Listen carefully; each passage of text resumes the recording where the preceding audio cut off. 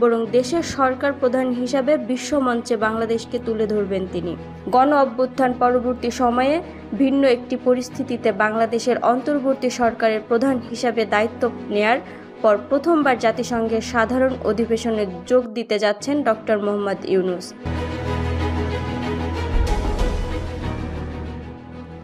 তার সফর ঘিরে জাতিসংঘে নতুন দৃশ্যের অবতারণা হতে চলছে।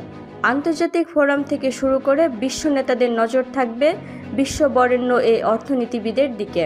তার মুখ থেকে নতুন বাংলাদেশের কথা শুনবে বিশ্ব।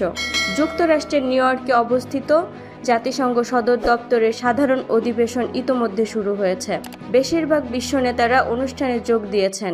যুক্তরাষ্ট্রের পথে রয়েছেন ডক্টর ইউনূস।